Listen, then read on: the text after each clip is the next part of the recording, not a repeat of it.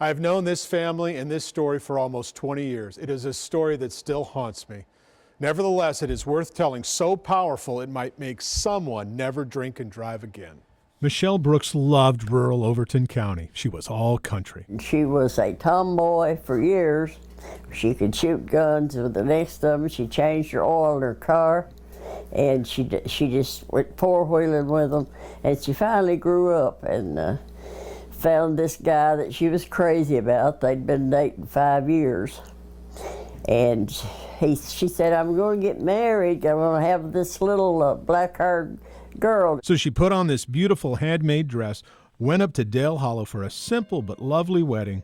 The only thing that went wrong, her uncle Junebug showed up drunk at the reception. He embarrassed her, of course, because he was drunk, and she loved him, but she didn't want him around her when he was drunk. Still, Michelle enjoyed her reception before heading to her honeymoon. Everybody was happy. Everybody was having a good time.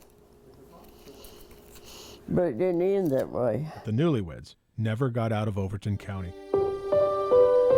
They were hit head-on by a drunk driver on Highway 111. It was her own Uncle Junebug. She lived 4 days on life support, and she had a stroke right on the last. And we had hopes when we first got there that trauma surgeon thought he could save her. But she had bled way too much. Elaine still keeps the wedding dress her daughter changed out of right before the accident. She was really loved. She was really loved. We worshiped her. Still this painful after 25 years, the story never gets easier, and so many victims. She'd been married about 4 or 5 hours. And her husband decided he didn't want to live with her. He tried suicide a couple of times, so we had that to deal with too. But he's never married again, and he comes every time we have an event. He's always here with us. He's still my son-in-law. There would be no black-haired babies. These are the last pictures Michelle Brooks ever took in the last hours of her life. That is the story of Sis. It's been a long time now, but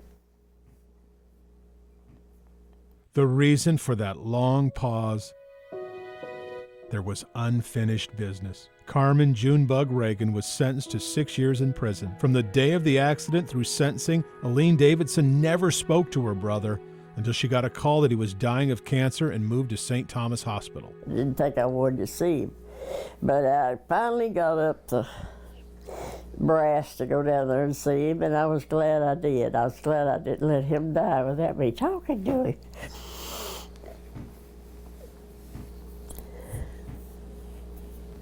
Yes, he broke my heart, but we made up before he died. The two are now buried in the same Overton County cemetery. Elaine Davidson is now 81 years old, and as you saw, it still hurts to talk about her, Michelle, but she is so glad she forgave her brother. She actually served and fed him his last meal. I'm Dennis Ferrier, Fox 17 News.